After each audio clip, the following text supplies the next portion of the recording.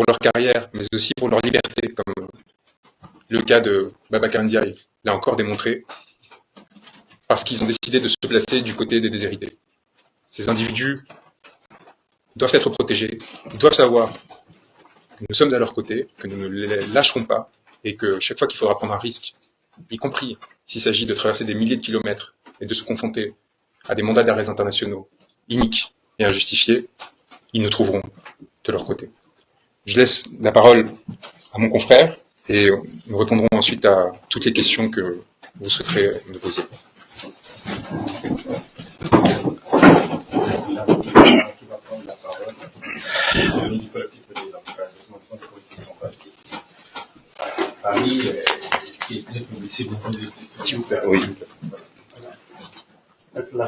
Oui, au nom de mes confrères constitués pour le président Ousmane Sonko, je tiens à exprimer tout notre soutien à notre confrère pour son courage, sa détermination et sa conviction à assurer la défense de notre client commun, Ousmane Sonko, mais au-delà de notre client, toutes les personnes victimes, je le dis volontairement, je prononce volontairement le mot, de la barbarie, et puis de la méchanceté humaine, et puis du goût du pouvoir. On a tendance à parler moins de leur sort, et notre confrère a le mérite d'avoir été le premier à saisir les instances internationales des crimes contre l'humanité commis au Sénégal. Et c'est parce qu'il a eu ce courage de porter haut et partout la cause des centaines de Sénégalais qui souffrent, que le pouvoir en place a cru justifier de le humilier, de l'empêcher d'exercer son métier d'avocat, puisque c'est la question qui se pose, c'est le libre choix d'une personne, à savoir Ousmane Sonko, fait en la personne de maître Branco, pour assurer sa défense. Le cas de notre confrère illustre parfaitement les difficultés que nous rencontrons sur place à Dakar pour assurer la défense de notre client.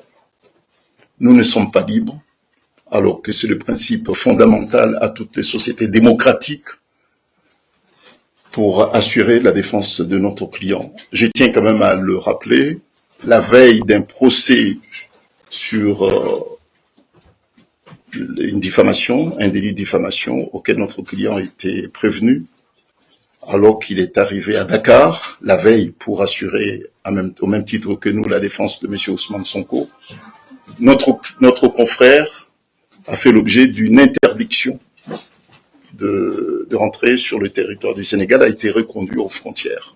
Donc n'a pas assisté, alors qu'il avait préparé sa défense, et la défense de M. Sonko reposait en partie au travail qui a été fait par notre confrère, qui n'a pas su donc assurer la défense de notre client. Il a travaillé à distance, mais ce n'était pas suffisant. On lui reproche aujourd'hui d'avoir trouvé le moyen de rentrer sur le territoire du Sénégal pour assumer sa responsabilité, puis assurer la défense de M. Sonko. C'est dans ces circonstances qu'il a fait l'objet d'humiliation. Au-delà de sa personne, ce sont tous les avocats qui ont été humiliés par les autorités sénégalaises. Et ça, nous ne pouvons pas accepter cette humiliation. Je tiens aussi à rappeler que de nombreux confrères constitués pour M. Ousmane Sonko font l'objet des procédures disciplinaires. Et il y en a d'autres qui font l'objet de poursuites pénales également. Ce sont des mesures qui ont été opportunément, des procédures qui ont été opportunément ouvertes pour justement décimer la défense de M. Ousmane Sonko. Donc pour ça, notre confrère a notre soutien et nous exprimons notre admiration et notre encouragement à notre confrère. Il a pris le risque, et le risque qu'il a pris est l'illustration des difficultés que nous rencontrons pour justement assurer la défense de M. Sonko et puis de toutes les victimes de cette barbarie. Puisque lorsque vous envoyez des milices accompagnées par des forces soi-disant de sécurité, mais des forces de désordre,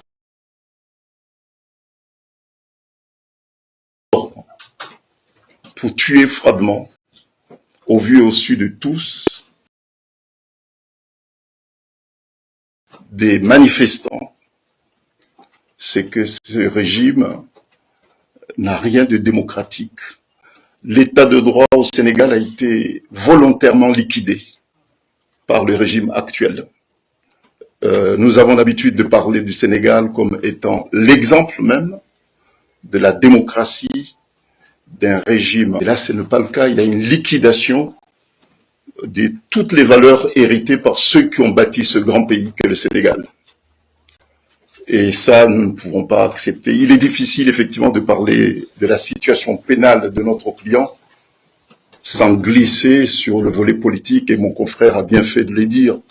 On est quand même à 6 mois d'une élection capitale pour le Sénégal, puisqu'il est question pour le Sénégal de choisir un de ses enfants, librement un de ses enfants, pour justement dégager une vision qui n'est pas celle de ceux qui conduisent ce pays au jour d'aujourd'hui.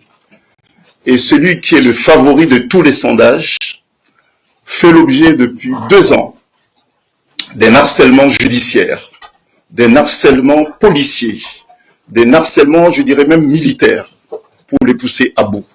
Si aujourd'hui M. Ousmane Sonko est hospitalisé, c'est pas pour rien.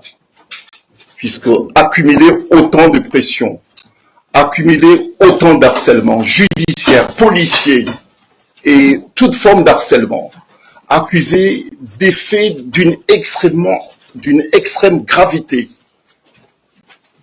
c'est pas facile à supporter, et je peux comprendre qu'aujourd'hui, arrivé à bout, il soit admis à l'hôpital. Et cette visibilité que vous offrez à la cause de tous les Sénégalais est une opportunité pour nous, effectivement, de dénoncer ce qui se passe sur place. C'est pas parce que notre confrère a été malmené, a été humilié, que la profession d'avocat a été humiliée par le régime en place au Sénégal, que nous allons baisser le bras. Nous y retournerons pour continuer notre travail. Et nous ne serons pas seuls, puisque cette profession, elle est portée par des millions de gens qui croient qu'il faut de la défense dans une société démocratique. Et ce qui n'est pas le cas. Bon, donc ce mépris affiché à la défense, ce mépris affiché à l'état de droit, ce mépris affiché à la justice,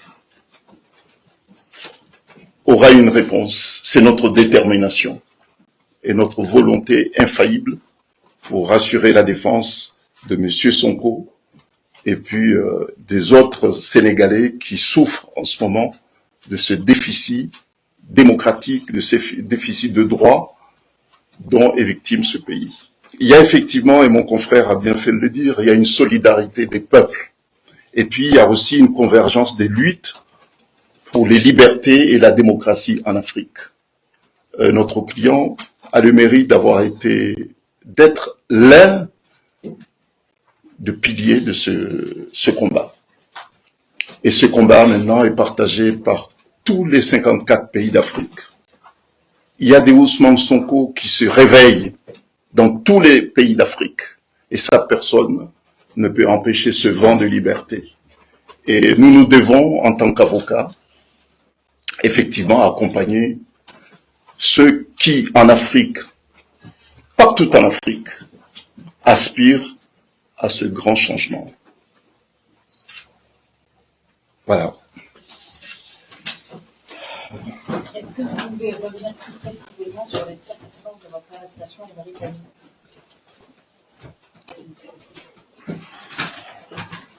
Je pense